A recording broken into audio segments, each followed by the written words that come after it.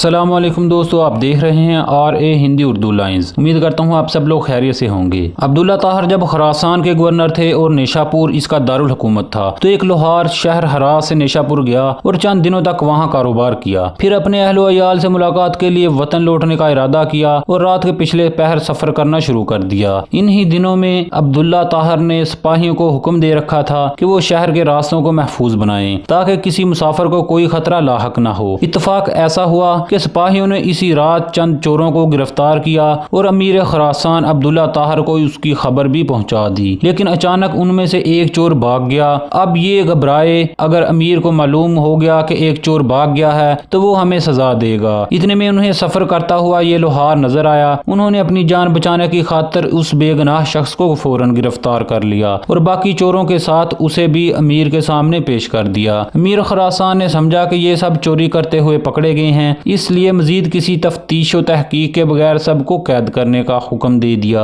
नेक सीरत लोहार समझ गया कि अब मेरा मामला सिर्फ अल्लाह जल्ला शान की बारगाह से ही हल हो सकता है और मेरा मकसद उसी के करम से हासिल हो सकता है। लिहाजा उसने वजू किया और कैद खाने के एक गोशे में नमाज पढ़ना शुरू कर दी। हर 2 रकत के बाद सर सजदे में रखकर अल्लाह ताला की बारगाह में रिक्कत अंगेज दुआएं और दिल सोज मनाजात शुरू कर देता और कहता, ऐ मेरे मालिक, तू अच्छी तरह जानता है मैं बेकसूर हूँ। जब रात हुई तो अब्दुल्ला ताहर जो कि खुरासान के गवर्नर थे, उन्होंने एक ख्वाब देखा कि 4 बहादुर और ताकतवर लोग आए और सख्ती से उसके तख्त के चारों पायों को पकड़कर उठाया और उल्टने लगे। इतने में उसकी नींद टूट गई। उसने फौरन ला हौला वला कुव्वता इल्ला बिल्लाह पढ़ा, फिर वुजू किया और उस अहकमुल हाकिमीन की बारगाह में 2 रकत नमाज अदा की, जिसकी तरफ से हर शाहो गदा अपनी अपनी परेशानियों के वक्त रुजू करते हैं। इसके बाद दोबारा सोया तो फिर वही ख्वाब देखा। इस तरह 4 मरतबा हुआ। हर बार वो यही देखता था कि चारों नौजवान उसके तख्त के पायों को पकड़कर उठाते हैं और उल्टना चाहते हैं। अमीर खुरासान अब्दुल्ला ताहर इस वाक़े से घबरा गए और उन्हें यकीन हो गया कि जरूर इसमें किसी मजलूम की आह का असर है। अमीर खुरासान ने रात ही में जेलर को बुलवाया और उससे पूछा कि बताओ, तुम्हारे इल्म में कोई मजलूम शख्स जेल में बंद तो नहीं कर दिया गया है? जेलर ने अर्ज किया, आलीजा, मैं ये तो नहीं जानता कि मजलूम कौन है, लेकिन इतनी बात जरूर है कि मैं एक शख्स को देख रहा हूँ जो जेल में नमाज पढ़ता है और रिक्कत अंगेज